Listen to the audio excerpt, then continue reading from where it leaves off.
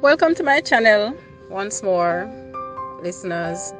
I hope the videos so far have been inspiring to you all, and that just listening to them has made you, stop and look in yourself, because everything that matters is inside of us all.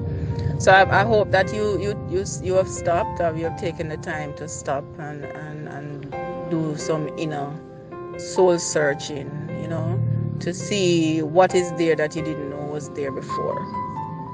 Because the aim and objective of us all, is to find what lies deep within, the beauty that lies deep within all of us, to find it and to share it with the world. So today I want to speak about the education system, or education on a whole, and what the purpose of educating our youth, the next generation within a society, what is the importance of that, and how it impacts how we solve issues within societies, and how the quality or the standard of living that we experience as a result of the education that we provide our youths.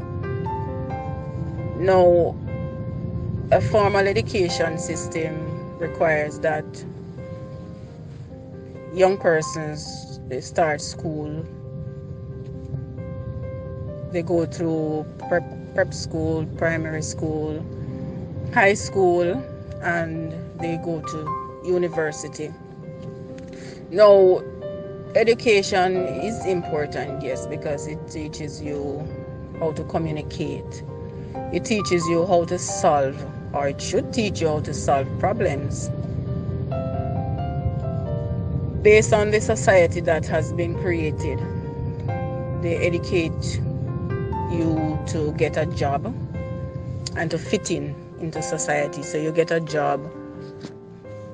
When you leave school, you leave college, you gain employment based on your education, your qualification. When you're secured in a job, you start your family, you buy a house, you buy a car, etc. It might not go in that specific order, but you understand what I'm saying. That's how we have been cultured, or we have been taught that is life. Education, it is important, yes, but I'm not going to say it is the most important aspect of our development. No, because at the end of the day, there's more to life than being educated. Bring it out and to share it with the world. I'm not saying that education is not important, and that youths should not take their education serious. What I'm saying is that the education system should be such that we teach young people to find their gift, to find their talent, to find that thing that makes them happy when they do it, to find that thing that when they share it with others, it makes them happy. It gives them joy, it gives them fulfillment. When they find that gift, that talent, then the education system should be such that it teaches them how to bring that out, how to make it flourish, how to harness that gift, how to harness that talent. That's what I believe that the education system should do. And that would help these young men, especially our young men who are not interested in getting an education. If we were to help them to find their gift, find their talent, and teach them how to harness it, teach them how to bring it out, then I think we would have had the attention of more young men. More young men would be more focused on their education because they are doing something that they love.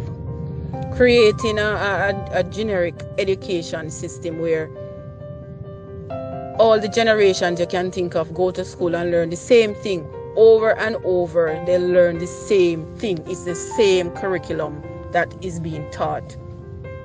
This cannot help, and it is not helping us in the society. It is not helping us to solve problems, because problems are created minutely, secondly, because with new technology, with new information, with new everything, we have new problems. So if it is that the education system is teaching people the same things over and over, the things that my great-grandmother learned, my grandmother learned, my mother learned, I learned, my children learn, it's the same information. So no new information is being taught. And when you look at it, there's so many new things happening in the world. There's globalization, there's the internet, there is the social media, where everyone has access to information. Everyone can commit any kind of crime just at the click of a button. People are committing crime. Criminals have become so sophisticated. Governments are still solving crime, but yet still no one takes the time out to look at what is being taught in schools. What are we teaching our young people who are the future? What are we teaching them? Are we teaching them to solve problems? Are we teaching them to conform? Are we teaching them to go through the school system and get a job? Is that all we are teaching our young people? Is that enough? That's a question that we need to ask ourselves. Is our education system adequate? Are we preparing for the future, or are we preparing to continue with the status quo? So if it is that we are not ready, or we are not willing to look at how we educate our children, 10, 15 years ago, a student entered a university. It's the same curriculum, it's the same thing that they go there and learn until today.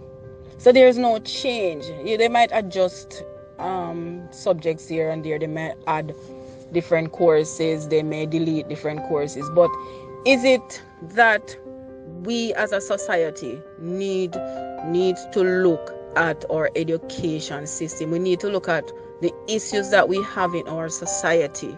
We need to look at if it's a case where every 5 years we review our education system and we make improvements based on the issues that we have in our society. So we teach children how to solve problems, how to think outside the box, not just how to pass exams and how to graduate and how to get a job. That is not enough.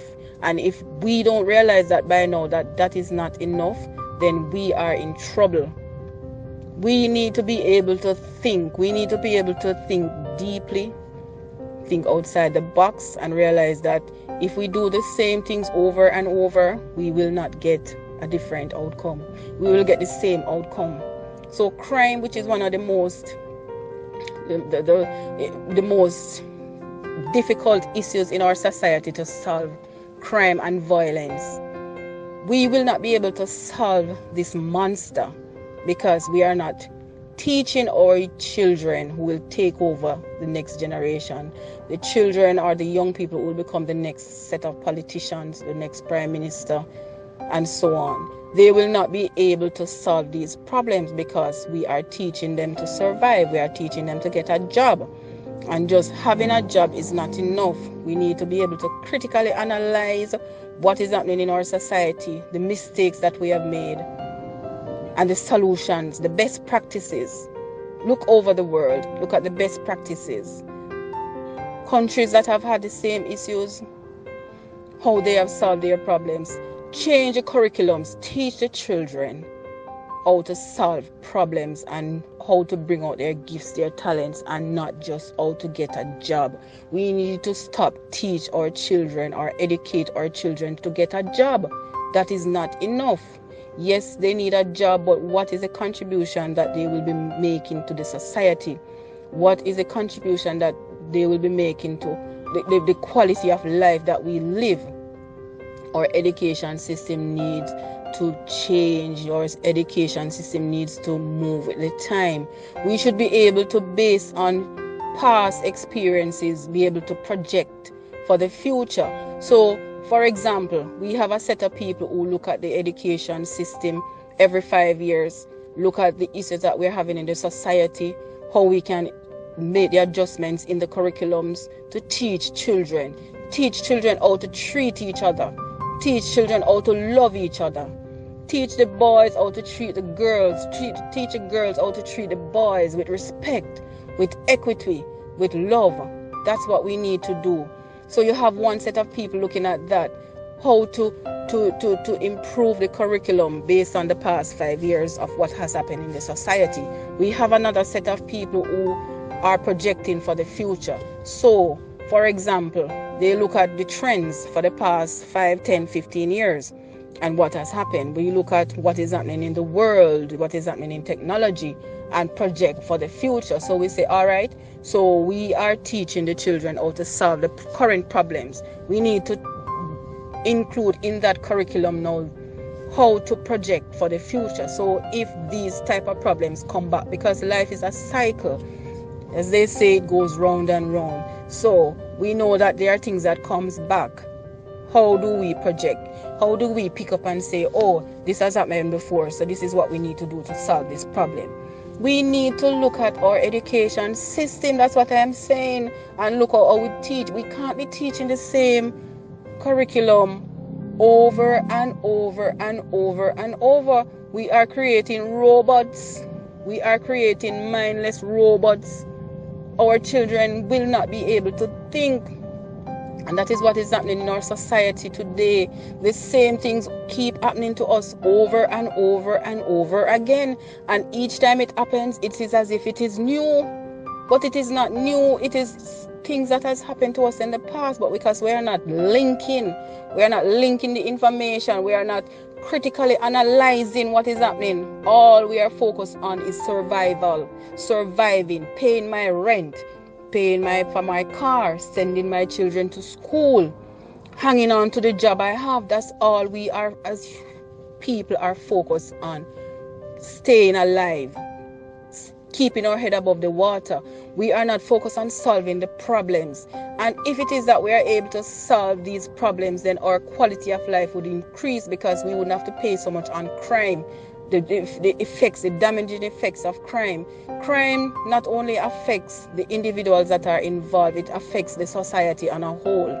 Crime affects our health system, because the resources that should be used on people who are genuinely sick, it has to be used on persons who have injuries, whether it be gunshot wounds, stab wounds, and so on, as a result of crime and violence.